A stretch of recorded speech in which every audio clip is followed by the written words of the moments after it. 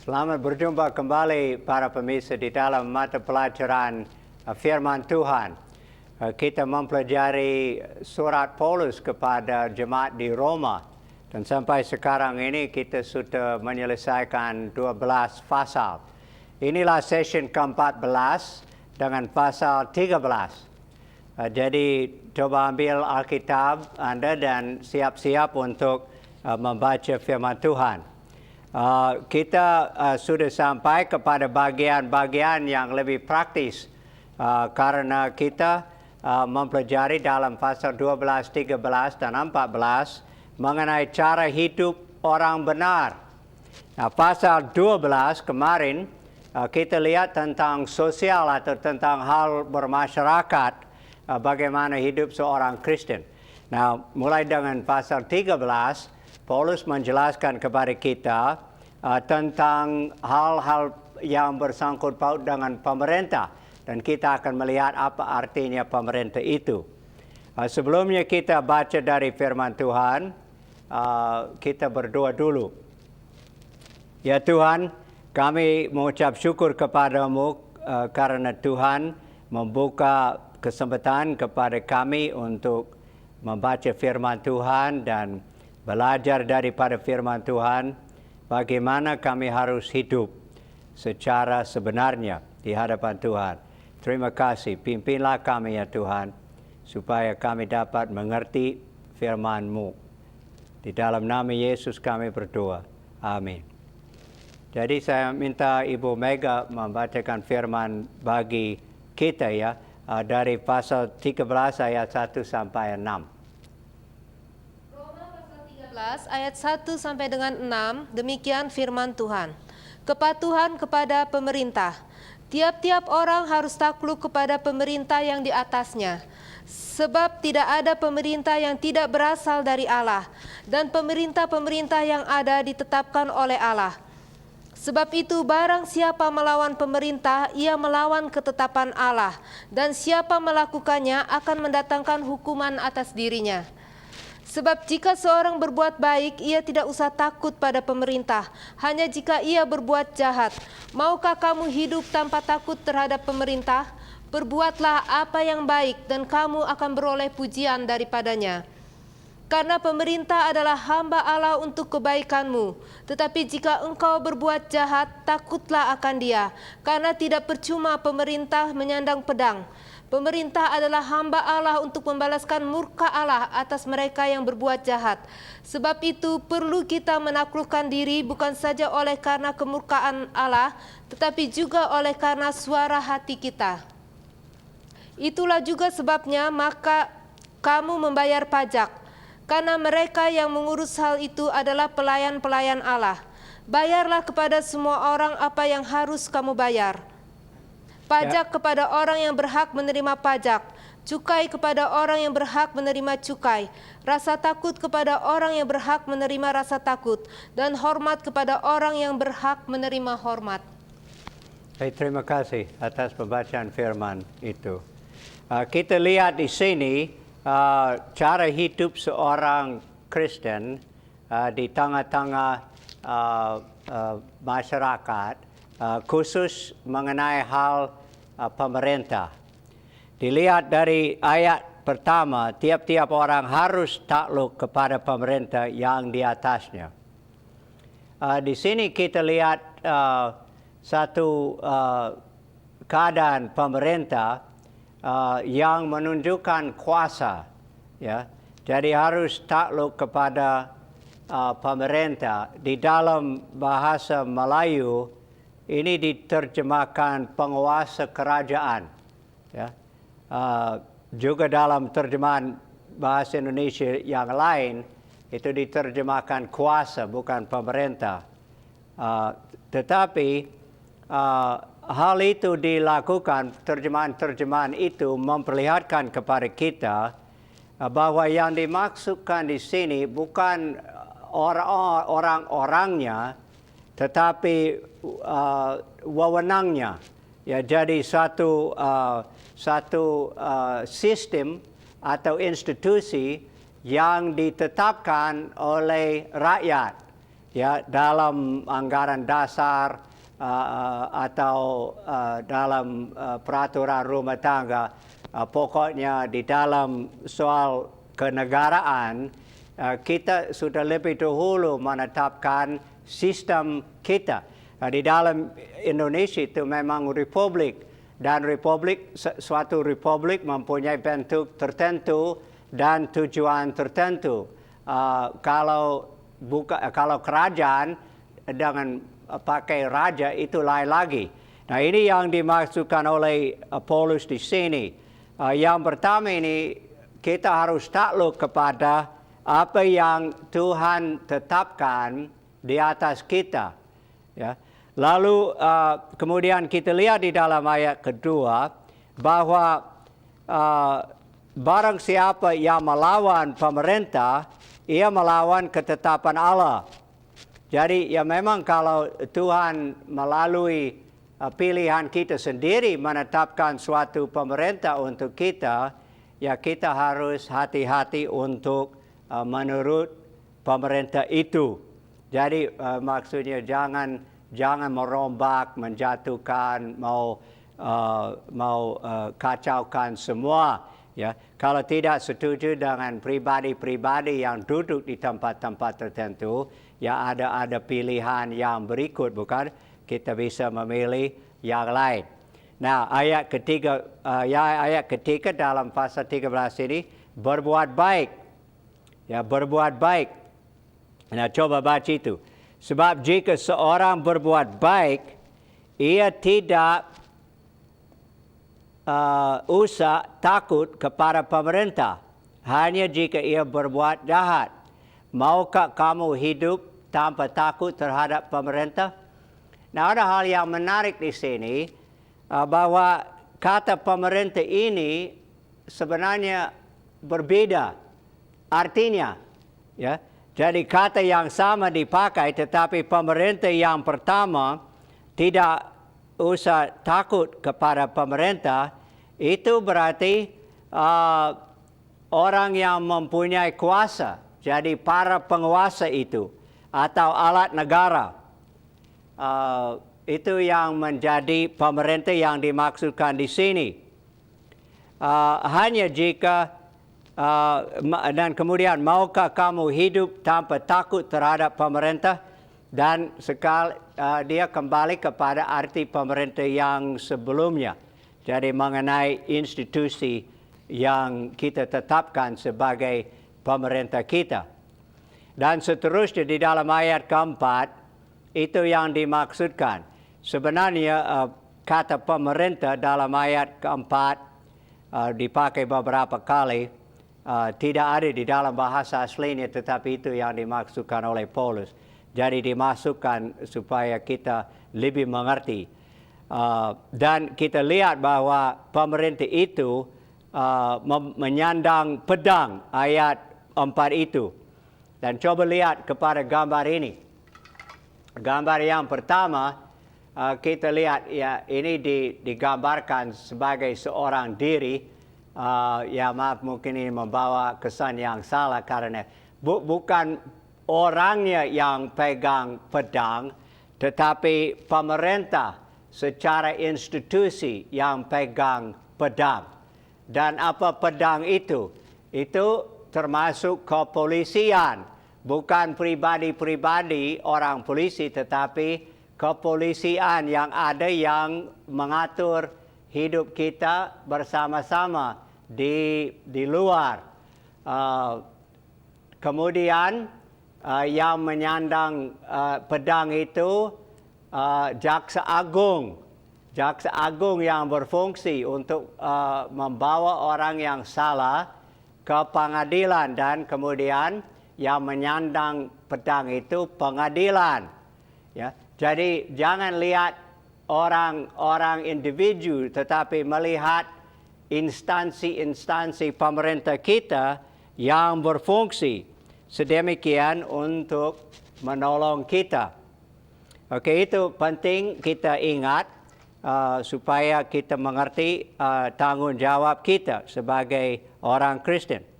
Ayat kelima, Sebab itu perlu kita menaklukkan diri bukan saja oleh karena kemurkaan Allah, tetapi juga oleh karena suara hati kita.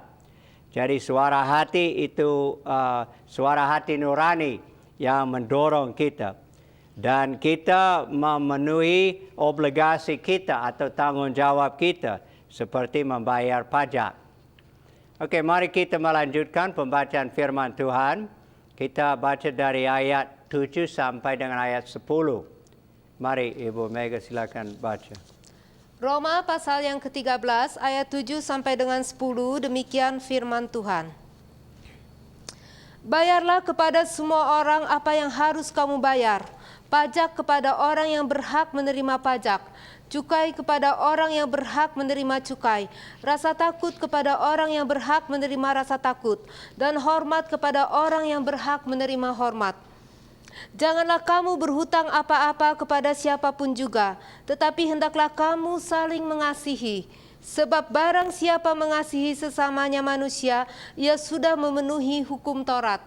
Karena firman jangan berzina, jangan membunuh, jangan mencuri, jangan mengingini, dan firman lain manapun juga sudah tersimpul dalam firman ini, yaitu kasihilah sesama manusia seperti dirimu sendiri. Kasih tidak berbuat jahat terhadap sesama manusia, karena itu kasih adalah kegenapan hukum Taurat. Ya, terima kasih atas pembacaan itu. Nah, saya gabung ayat 7 dengan ayat 8 bagian A sebagai suatu obligasi di sini dan akibatnya daripada obligasi itu. Dan kemudian ayat 8 bagian A saya hubungkan dengan yang berikutnya. Dari sini coba kita lihat ayat ke-7. Bayarlah kepada semua orang apa yang harus kamu bayar. Ya. Jadi apa yang harus kamu bayar itu, apa yang mereka layak menerima, itu maksudnya. Ya, mereka itu instansi pemerintah itu layak menerima sekian dari kita. Karena menurut suara rakyat, kita harus memberi pajak untuk menolong seluruh negara. Jadi itu menjadi hak mereka. Mereka patut menerima daripada kita. Jadi cara hidup orang yang benar, dia mau memenuhi tanggung jawab seperti ini. Paulus bilang ya jangan lupa, pajak juga termasuk. Nah kita masih ingat pada waktu itu, orang yang ambil pajak banyak yang tidak jujur. Banyak orang ditipu dan pajaknya itu diperas dari mereka. Paulus tahu itu. Tetapi namun demikian dia bilang kepada orang, apa yang harus kamu bayar, yang patut kamu bayar, harus kamu bayar. Ya, jangan menghindar, jangan berusaha, jangan bayar begitu.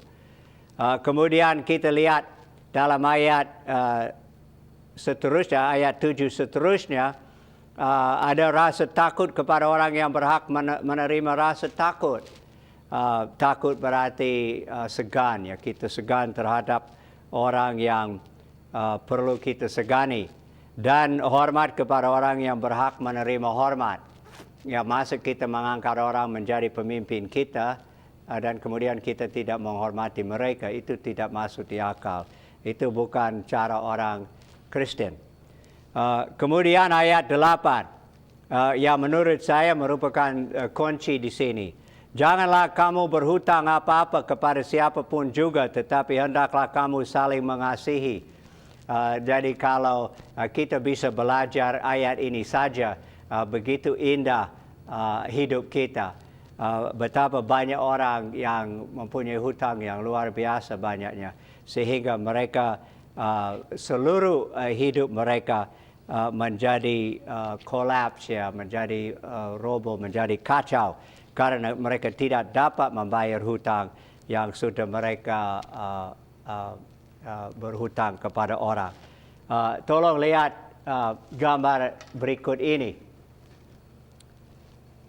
Oke, di sini kita lihat cara hidup orang yang benar dalam hal memenuhi tanggung jawab. Ya. Dia itu guru mengajar anak-anak supaya memenuhi tanggung jawab. Ini saya ambil dari sekolah minggu.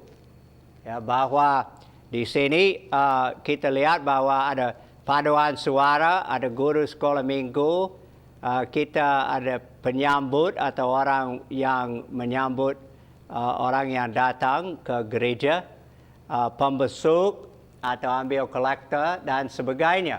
Banyak pelayanan di dalam gereja. Guru membimbing anak-anak supaya mereka mengerti pada satu waktu mereka bisa mengambil tanggung jawab di dalam bidang-bidang ini. Dan inilah satu peringatan bagi kita yang mungkin belum membantu gereja. Ada banyak pelayanan seperti ini yang dapat kita lakukan, baik pada hari Minggu maupun pada hari-hari yang lain. Ini yang dimaksudkan oleh Paulus di sini di dalam ayat berikut. Ya, dia beri kepada kita suatu pengertian, ya, bahwa ada tanggung jawab bagi kita yang harus kita lakukan.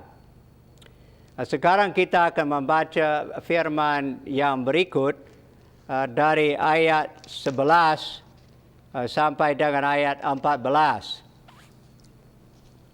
Silakan Ibu Mega membacakan firman ini. Roma pasal 13 ayat yang ke-11 sampai dengan ke-14, demikian firman Tuhan. Hal ini harus kamu lakukan, karena kamu mengetahui keadaan waktu sekarang, yaitu bahwa saatnya telah tiba bagi kamu untuk bangun dari tidur. Sebab sekarang keselamatan sudah lebih dekat bagi kita daripada waktu kita menjadi percaya. Hari sudah jauh malam, telah hampir siang. Sebab itu marilah kita menanggalkan perbuatan-perbuatan kegelapan dan mengenakan perlengkapan senjata terang. Marilah kita hidup dengan sopan seperti pada siang hari. Dan jangan dalam pesta pora dan kemabukan, jangan dalam percabulan dan hawa nafsu, jangan dalam perselisihan dan iri hati, tetapi kenakanlah Tuhan Yesus Kristus sebagai perlengkapan senjata terang, dan janganlah merawat tubuhmu untuk memuaskan keinginannya. Ya, terima kasih atas pembacaan itu. Nah, kita lihat dalam ayat 11 ini, firman mengatakan hal ini harus kamu lakukan karena kamu mengetahui keadaan waktu sekarang. Yang dimaksudkan oleh waktu ini bukan waktu secara kronologi atau waktu yang beredar setiap hari. Ya, dari kita bangun jam 4 atau jam 5, terus ada jam 6, 7, 8 seterusnya, bukan? Ini bukan waktunya seperti itu. Tetapi ini satu waktu yang ditentukan oleh Tuhan. Satu waktu yang khusus bagi kita bangun dari tidur. Bangun dari tidur di sini ya bukan tidur yang sebenarnya, tetapi tidur kiasan. Ya, hidup Kristen yang malas itu. Kurang bertanggung jawab. Paulus bilang, bangun daripada ketiduran macam itu. Ini waktunya sekarang ini. Karena sekarang keselamatan sudah lebih dekat bagi kita daripada waktu kita menjadi percaya. Maksudnya dengan keselamatan ini, pengenapan dari keselamatan. Jadi bahwa kita satu waktu kalau tidak meninggal lebih dahulu sebelum Yesus datang kembali, kita akan diangkat ke surga supaya kita bersama-sama dengan Tuhan. Nah, ini keselamatan yang digenapi di dalam Yesus Kristus. Oke, dengan seruan itu dan teguran itu, kemudian kita diberi penjelasan yang lebih lanjut lagi. Ayat 12, hari sudah jauh malam. Nah, masih pakai kiasan itu ya. Jadi telah hampir siang. Sebab itu marilah kita menanggalkan perbuatan-perbuatan kegelapan dan mengenakan perlengkapan senjata terang. You perlu memperhatikan kata menanggalkan dan mengenakan. Ini kata yang Paulus suka pakai. Dan kalau lihat di dalam Kolose, ya khususnya pasal 3 dan 4, Anda bisa baca lagi mengenai menanggalkan dan mengenakan. Jadi kita harus menanggalkan, seolah-olah saya buka baju ini dan menanggalkan itu, saya harus buang semua yang tidak baik, perbuatan kegelapan. Dan sekaligus ya, saya mengenakan seperti saya mengenakan pakaian ini, saya mengenakan perlengkapan senjata terang atau hal-hal rohani yang membantu saya lengkap dan siap untuk hidup sebagai orang Kristen yang benar. Jadi itu yang dimaksudkan oleh Paulus. Satu hal yang harus dilakukan serentak, ya. Jadi menanggalkan yang lama yang tidak sesuai dan mengenakan yang sesuai. Banyak orang Kristen tidak melakukan hal ini. Mereka cuma mengenakan beberapa hal, tetapi banyak yang tidak baik dan tidak sesuai mereka tidak tinggalkan. Dan itu kelihatan sekali di dalam hidup mereka. Kita lihat di dalam gambar ini, ya, gambar yang kita lihat di sini ada satu rumah besar, ya. Satu rumah besar ini di bawah itu ditulis raja dan seperti raja, ya. Jadi istana raja. Di dalam istana raja itu ada orang-orang yang tinggal bersama-sama dengan raja. Dan di luar ini ada orang yang melayani raja, ya, pengawal-pengawal itu. Di belakangan ini di daerah yang gelap ada orang-orang lain yang tidak melayani raja. Tetapi mereka tidak tahu bagaimana mereka bisa masuk ke dalam rumah raja yang besar ini. Ya, kita sudah tahu karena kita belajar dari surat Paulus ini kepada Roma, tetapi mereka belum tahu masuknya kepada istana raja ini. Nah, ini orang yang benar, ya, yang mempunyai tanggung jawab di hadapan pemerintah. Kemudian kita lihat di sebelah sini satu gambar yang lain lagi. Di sini kita lihat orang yang hidup tidak seperti raja, tetapi dia hidup seperti, ya, semacam setan, ya. Dia membuang dia punya mahkota di sini. Rupanya pernah menerima Yesus Kristus sebagai juru selamat. Tetapi oleh karena dia tidak menanggalkan tabiat lama dan kebiasaan lama, dia membuang mahkotanya ke bawah. Dan dia minum minuman keras, ada bir, dan mungkin ada hal-hal lain yang dia lakukan yang tidak sesuai dengan cara hidup orang Kristen yang benar. Jadi di sini contoh bagi kita, saudara-saudara, apa yang dimaksudkan Paulus di sini di dalam ayat-ayat ini. Ayat 13, hidup dengan sopan. Ya, hidup dengan sopan. Seterusnya di dalam ayat 13 ini dia bilang, jangan dalam pesta pora dan kemabukan, jangan dalam percabulan. Percabulan ini maksudnya hubungan seks yang tidak sesuai di luar pernikahan. Kemudian hawa nafsu, ya, macam-macam, berahi, tak bermoral, kemarahan, dan sebagainya. Kemudian jangan dalam perselisihan dan iri hati. Jadi orang yang selalu bertengkar dengan istri, suami dengan istri, istri dengan suami, orang tua dengan anak, anak dengan orang tua, keluarga dengan saudaranya, dan juga dengan tetangganya dan orang-orang lain. Itu bukan itu yang dimaksudkan oleh Paulus. Itu harus ditanggalkan, dibuang, dan harus kenakanlah Seperti ayat 14, kenakanlah Tuhan Yesus Kristus sebagai perlengkapan senjata terang dan janganlah merawat tubuhmu untuk memuaskan keinginannya. Nah, ini dengan jelas sekali. Tetapi ternyata banyak orang di gereja masih belum mengerti hal ini, atau kalau mengerti belum melakukan hal ini. Di dalam hal semacam ini kita harus saling menolong satu sama yang lain, saling mengingatkan dan saling membantu supaya kita betul-betul ikut pada Yesus Kristus di sini. Kita mengenakan Tuhan Yesus Kristus.